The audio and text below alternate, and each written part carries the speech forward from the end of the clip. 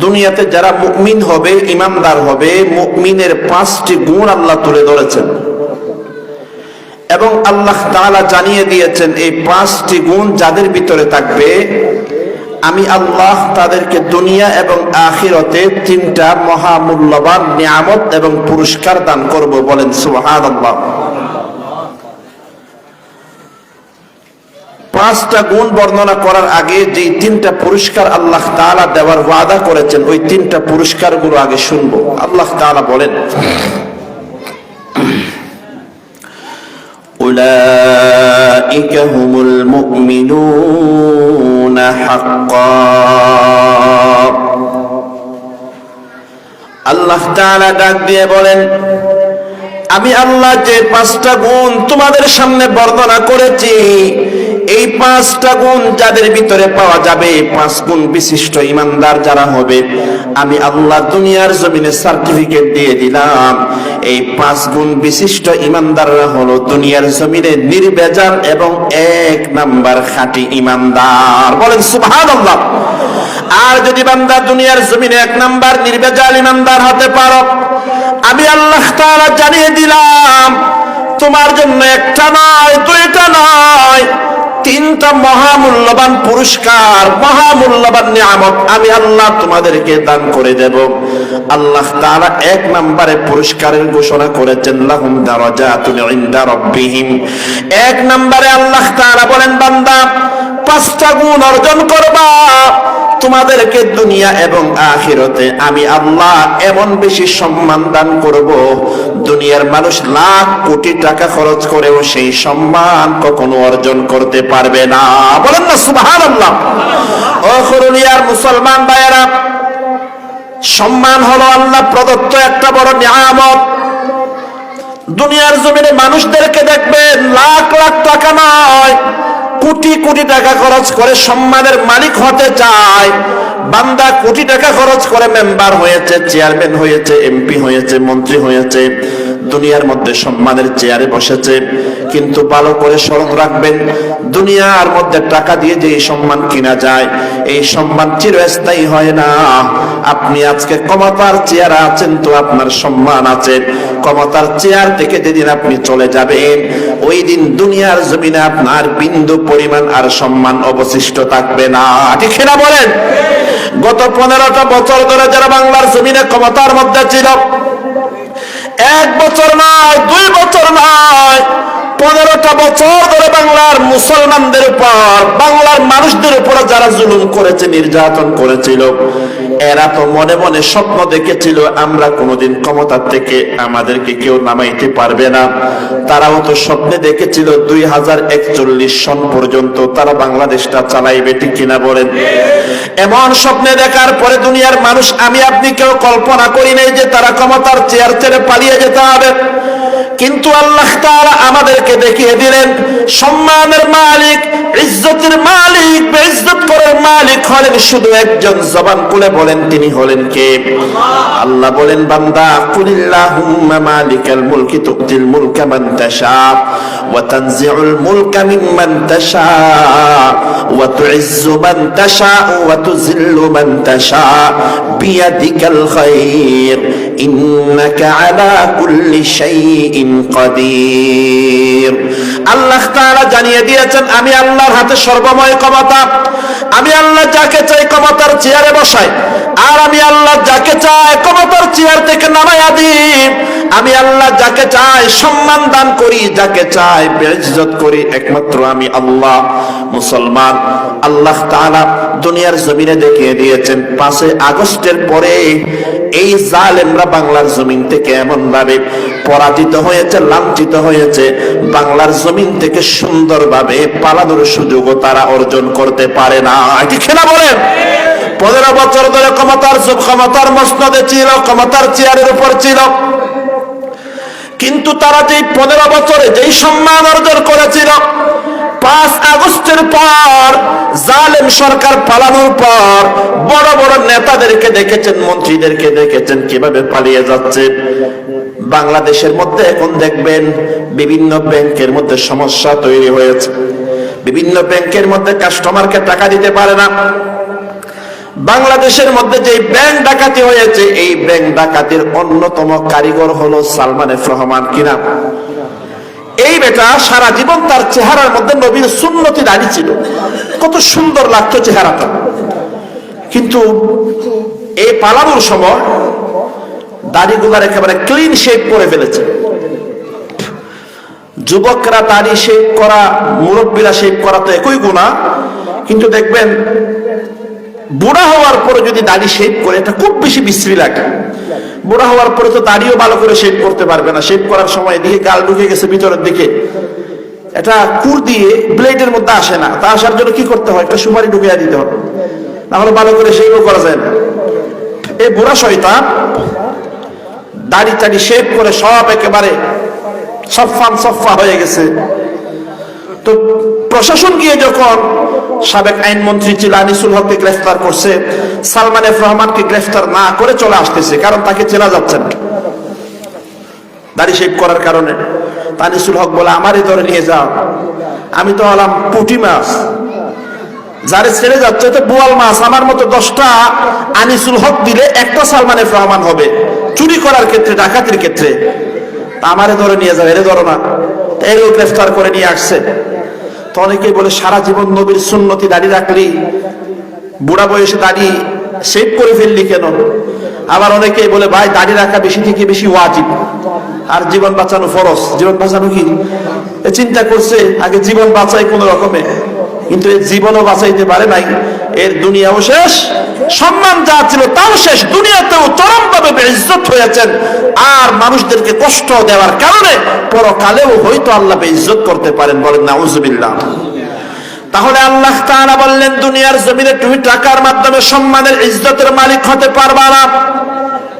আমি আল্লাহ জানিয়ে দিলাম বান্দা 5টা গুণ অর্জন করে নাও, আমি আল্লাহ তোমাদেরকে দুনিয়াতে এমন সম্মান দেব, পরকালে এমন সম্মান দেব, দুনিয়ার এমপি মন্ত্রীরা 1000 কোটি টাকা খরচ করেও তোমার সেই সম্মান অর্জন করতে পারবে না।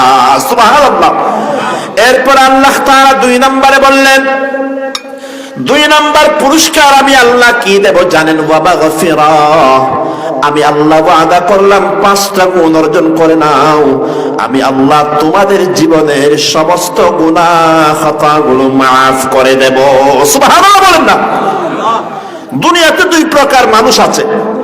এক প্রকার মানুষকে বলা হয় নাস্তিক, যারা পরকাল বিশ্বাস করে না, যারা বলে খাও দাও ফুর্তি করো, পৃথিবীটাই শেষ, মরার পরে দ্বিতীয়বার জীবিত হওয়া তারা বিশ্বাস করে না। আরেক প্রকার মানুষ আছে আস্তিক, যারা বিশ্বাস করে দুনিয়ার জগৎ শেষ না, দুনিয়ার পরে পরকাল নামে আরেকটা অনাদি অনন্তকালের জীবন আছে। এই জীবনের কথা মুসলমানরা যেমন বিশ্বাস করে, হিন্দুরাও বিশ্বাস করে। তার একটা প্রমাণ আমি আপনাদের সামনে দেই। আপনাদের পাশে যে হিন্দু ভাই বোনেরা আছে, বলেন হিন্দু ভাই বোনেরা তাদের মা বাবাকে মহাব্বত করে কি করে না? আওয়াজ দিয়ে বলেন। আমরা যেমন আমাদের মা বাবাকে মহাব্বত করি, হিন্দুরাও তাদের মা বাবাকে মহাব্বত বা ভালোবাসে। তাদের অন্তরে আছে না কি নেই? কারণ মা বাবাকে ভালোবাসা এটা তো একটা মানবিক চাহিদা, মানুষের সৃষ্টির ভিতর আল্লাহ দিয়ে দিয়েছেন। কিন্তু হিন্দুদেরকে দেখবেন তাদের মা বাবা আত্মীয় স্বজন মারা যাওয়ার পরে মুসলমানদের মতো তাদের মৃতদেরকে কবরে দাফন করে নাকি আগুন দিয়ে জ্বালিয়ে ফেলে, আগুন দিয়ে জ্বালিয়ে ফেলে। এখন আপনি আগামীকাল কোন শিক্ষিত হিন্দুরে জিজ্ঞেস করে দেখবেন, ও হিন্দু তোমার মা মারা গেল, তোমার বাবা মারা গেল, সারা জীবন তাদেরকে এত মুহাব্বত করতে ভালোবাসতাম, তোমার মা বাবা মারা যাওয়ার পর তাদেরকে তুমি কেমনে নিজের হাতে আগুনের মধ্যে জ্বালিয়ে ফেললাম? জ্বালানোর সময় তোমার মনে কি সামান্য পরিমাণ ব্যথা লাগে নাই? তুমি এত বড় পাষণ্ড কেমনে হয়ে গেলাম, নিজের হাতে মা বাবাকে কেমনে আগুনের মধ্যে জ্বালিয়ে ফেললাম? ও মুসলমান, এই প্রশ্ন যদি আপনি কোনো হিন্দুরে করেন, ওই হিন্দু আপনার উত্তর দিবে, ভাই আমার অন্তরে যে মা বাবার প্রতি মুহাব্বত আর ভালোবাসা আছে, এটার প্রমাণ হলো যে মা বাবাকে জ্বালিয়ে দিয়েছি। এটা মা বাবাকে জ্বালিয়ে দিয়েছে, এটা কেমন ভালোবাসার প্রমাণ? তখন হিন্দু আপনাকে বলবে, আমাদের হিন্দুদের আকীদা হলো, বিশ্বাস হলো, কোন জিনিসকে যখন আগুনের মধ্যে পোড়ানো হয়, পোড়ানোর কারণে ওই জিনিসটা পবিত্র হয়ে যায়। এটা হলো হিন্দুদের আকীদা, আগুনের মধ্যে পোড়ানোর কারণে জিনিসটা পবিত্র হয়ে যায়। এজন্য দেখবেন কোন হিন্দু ভাই যখন সকালবেলা দোকান খুলে, দোকান খোলার পর একটা আগুন জ্বালায়া, মোমবাতি জ্বালায়া, চেরাগ জ্বালায়া ওই আগুনের ধোঁয়াটা সারা দোকানের মধ্যে চড়াইয়া দেয়। কারণ তারা বিশ্বাস করে আমার আগুনের ধোঁয়া যখন সারা দোকানের মধ্যে চড়াইয়া দেব, আমার দোকানটা পবিত্র হয়ে যাবে, আমার দোকানের মধ্যে বরকত হবে। ও নয়াপাড়ার মুসলমান, হরুলিয়ার মুসলমান, আমি আপনাদেরকে প্রশ্ন করতে চাই, আগুনের মাধ্যমে দোকান পবিত্র হয়, এটা মুসলমানদের আকীদা নাকি হিন্দুদের আকীদা? অথচ অনেক মুসলমানকেও দেখবেন সকালবেলা দোকান খোলার পরে সেও একটা মোমবাতি জ্বালায় সারা দোকানের মধ্যে মোমবাতির ধোঁয়াটা সারা দোকানের মধ্যে চড়াইয়া দেয়। ও মুসলমান ব্যবসায়ী ভাই, আগুনের মাধ্যমে দোকান পবিত্র হয়, আগুনের মাধ্যমে জিনিস পবিত্র হয়, এটা তো মুসলমানের আকীদা না, এটা তো হলো হিন্দুদের আকীদা। কোন মুসলমান সকালবেলা দোকান খোলার পর এই কাজটা সত্যিকার কোন মুসলমান করতে পারে না, ঠিক না বলেন না? কারণ মুসলমানদের আকীদা হলো আল্লাহ তাআলা আমাদের শরীর যখন নাপাক হয়ে যায়, আপনার উপর ওযু ফরজ হয়েছে, গোসল ফরজ হয়েছে, আপনার শরীরটাকে বাহ্যিকভাবে পবিত্র করার জন্য আল্লাহ একটা জিনিস দিয়েছেন, তার নাম হলো পানি। বলেন কি নাম?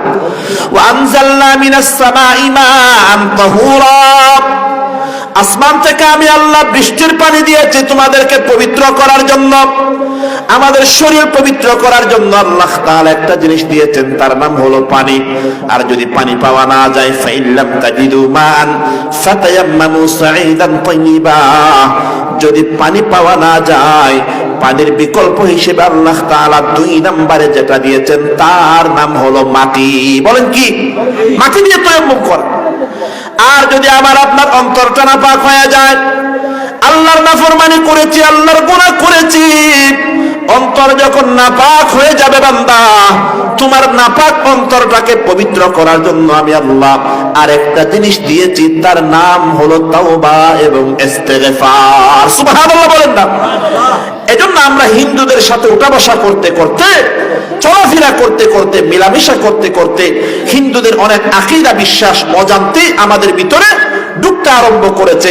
একজন মুসলমান হিসেবে যা কখনো আমরা বিশ্বাস করতে পারি না। যেমন দেখবেন সকালবেলা দোকান খোলার পরে প্রথম কাস্টমার যখন দোকানে গেল, একজন দিনমজুর, পকেটে টাকা নাই, দোকানদারকে বললো ভাই আমার 500 টাকা জিনিসপত্র দাও, ঘরে রান্না করার জন্য কিচ্ছু নাই। দোকানদার সব কিছু প্যাকেট করে দিয়ে দিল, বলে টাকা দাও। বেচারা বলে আমার পকেটে এখন টাকা নাই, আমি সন্ধ্যাবেলা টাকা ইনকাম করে আসার সময় তোমার 500 টাকা দিয়ে ফেলবো। দোকানদার বলে না না না, তুমি আমার আজকের দিনের প্রথম কাস্টমার, লক্ষ্মী কাস্টমার, তোমাকে যদি আমি বাকি দিয়ে ফেলি আমার তো সারাটা দিন বাকির উপর যাবে, আমার সারাদিন ব্যবসার মধ্যে লস হবে। এই কথা বলে প্রথম কাস্টমারকে বাকি না দেওয়ার একটা সিস্টেম আমাদের দেশে চালু আছে নাকি নেই? কারণ ওই ব্যবসায়ী মনে করে প্রথম কাস্টমারকে বাকি দিলে সারাটা দিন বাকি যাবে, সারাদিন আমার ব্যবসার মধ্যে লস হবে। ও হরুলিয়ার মুসলমান, আমি আপনাদেরকে প্রশ্ন করতে চাই, আমার ব্যবসার মধ্যে লাভ দিতে পারেন, লস দিতে পারেন শুধুমাত্র একজন, তিনি হলেন কে? আমরা তো আমাদের ঈমানে মুফাসসালের মধ্যে পড়েছিলাম, ওয়াত তাকদীরি খাইরিহি ওয়া শাররিহি মিনাল্লাহ, আমার কপালে ভালো মন্দ যা কিছু হয় সব কিছু হয় একজনের পক্ষ থেকে, তিনি হলেন কে?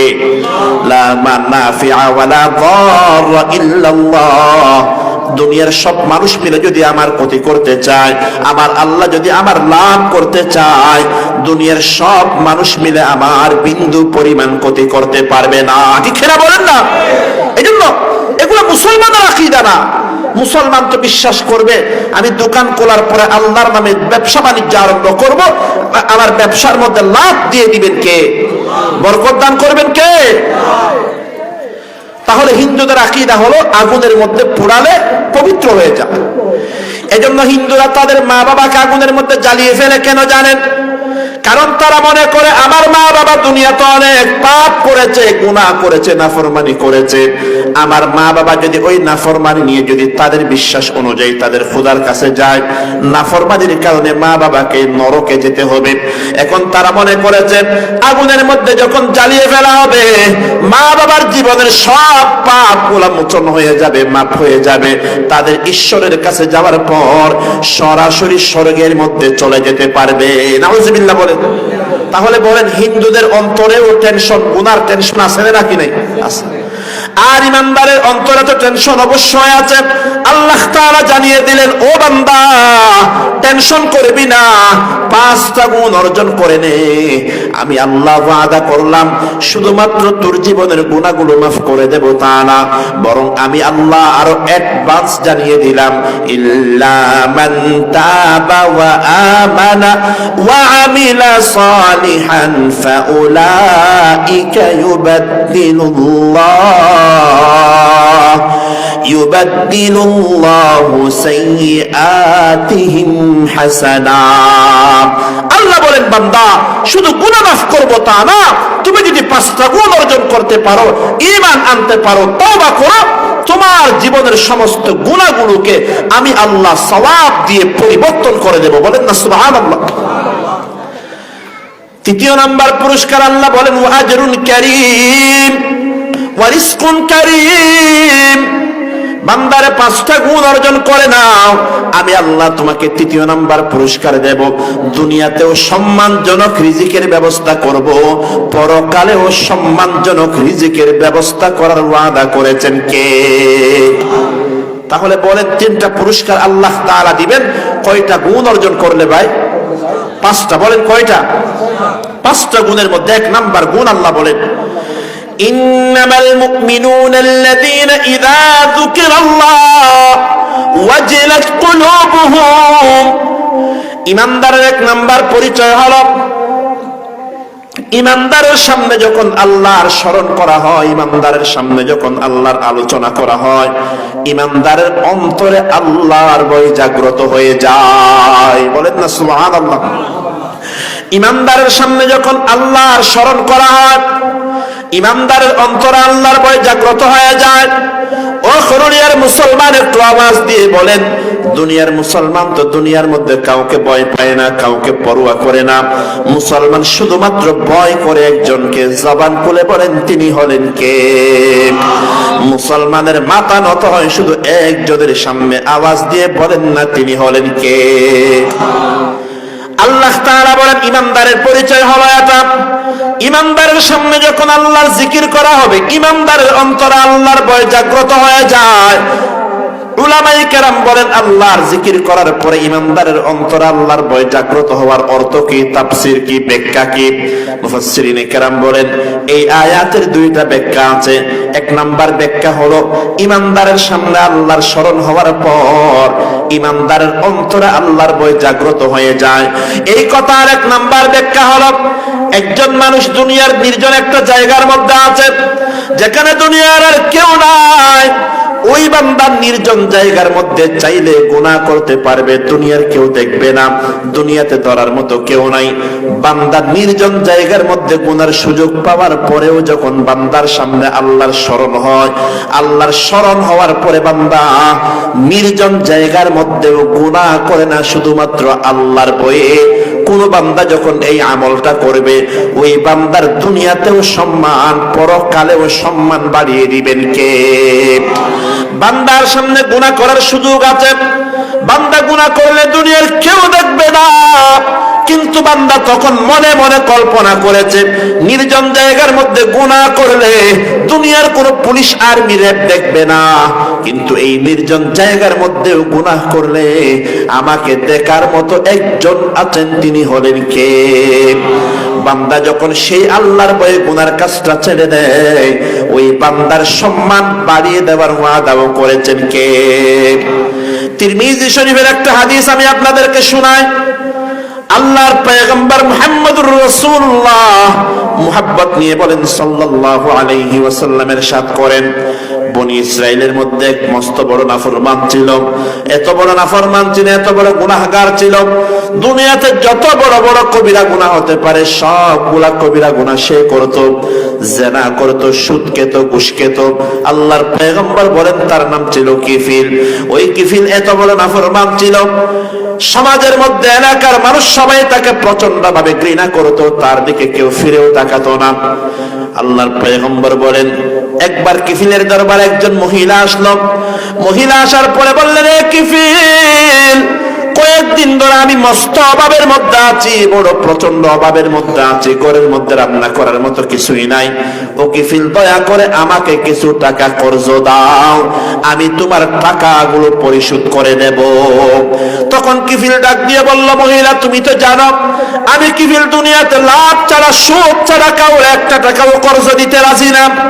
তুমি যদি আমাকে 1 মাস পরে ডাবল টাকা ফেরত দিতে পারো তাহলে তোমাকে আমি টাকা কর্জ দিতে পারি, আর যদি সুদ ফেরত দিতে না পারো তাহলে 1 মাস পরে তোমাকে আমার সাথে জিনার গুনাহে লিপ্ত হতে হবে।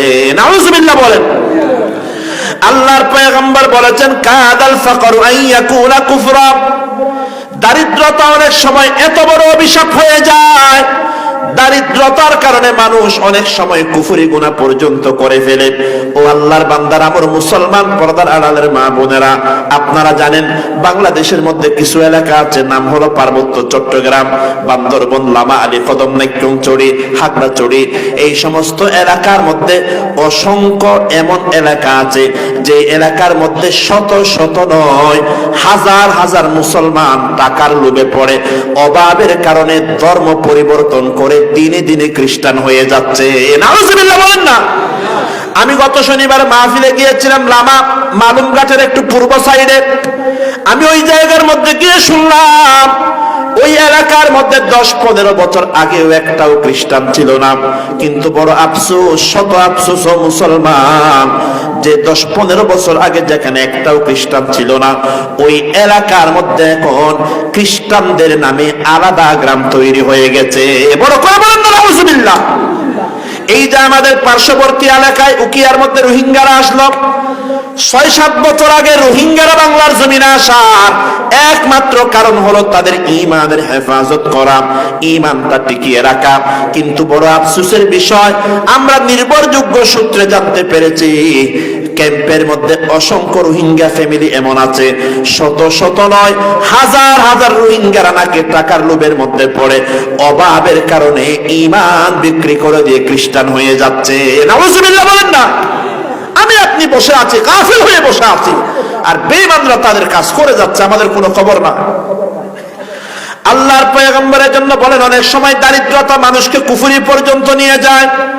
ওই মহিলা কিফিলের প্রস্তাবে রাজি হয়ে গেল। মহিলা কর্জ নিয়ে, লোন নিয়ে চলে গেল। চলে যাওয়ার পর কর্জ পরিশোধ করার সময় যখন আসলো, ও মুসলমান, ওই মহিলা যখন কিফিলের দরবারে আসলেন, কিফিল বলল, মহিলা টাকা ফেরত দাও। মহিলা বললেন, কিফিল আমি তো টাকার ব্যবস্থা করতে পারি নাই। তখন কিফিল বলল, তাহলে তুমি মহিলা, আমি কিফিলের সাথে জিনা করার জন্য প্রস্তুত হয়ে যাও। নাউজুবিল্লাহ বলেন না। এরপরে কিফিল গিয়ে ঘরের দরজা জানালা বন্ধ করে দিতে লাগলো। আল্লাহর পয়গম্বর বলেন, কিফিল যখন দরজা জানালা বন্ধ করতে লাগলো, ওই মহিলার দরজার ঘরের এক কোণার মধ্যে দাঁড়ায়া জোর জোর করে কান্না আরম্ভ করে দিয়েছে। কিফিল অবাক হয়ে বলল, মহিলা কি ব্যাপার? আমি তো তোমাকে জিনা করার জন্য বাধ্য করি নাই, চাপ দেই নাই, তুমি তারপরেও কেন কান্না করো?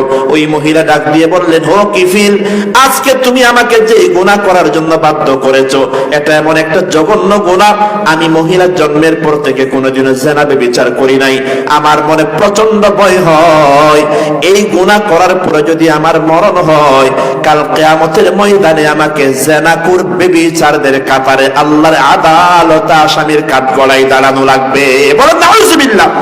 ও কিফিল, এটা শরম হওয়ার কারণে আমি কান্না আরম্ভ করেছি। এই কথা বলার পর কিফিল একটা বড় প্রচন্ড ধাক্কা খেল। কিফিল মনে মনে চিন্তা করতে লাগলো, আল্লাহ, এই মহিলাটা এত অভাবের মধ্যে আছে, দুনিয়াতে জীবনেও কোনোদিন সুখের মুখ মহিলাটা দেখতে পায় না। এত অভাবের মধ্যে থাকার পরেও মহিলা কোনোদিন আল্লাহর নাফরমানি করলো না। আর আমি কিফিল কত বড় নাফরমান, আর আমি কিফিল কত বড় নিমক হারাম। আল্লাহ আমাকে এত নিয়ামত দিয়েছেন, এত দৌলত আল্লাহ আমাকে দান করেছেন। আল্লাহর এত নিয়ামত পাওয়ার পরেও আমি আল্লাহর নাশুকরি করলাম, অকৃতজ্ঞতা প্রকাশ করলাম। এই কথা চিন্তা করার পরে কিফিল মনে মনে প্রচন্ড ভয় পেয়ে গেল।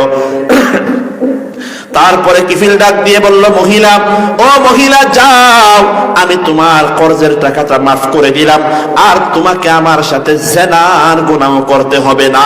বলে আল্লাহু আকবার। ওই মহিলাটা চলে গেল। মহিলা চলে যাওয়ার পর কিফিল নাকি বড় টেনশনের মধ্যে পড়ে গেল। কিফিল নাকি আল্লাহর দরবারে তওবা করতে লাগলো, আল্লাহর দরবারে অনুশোচনা করতে লাগলো।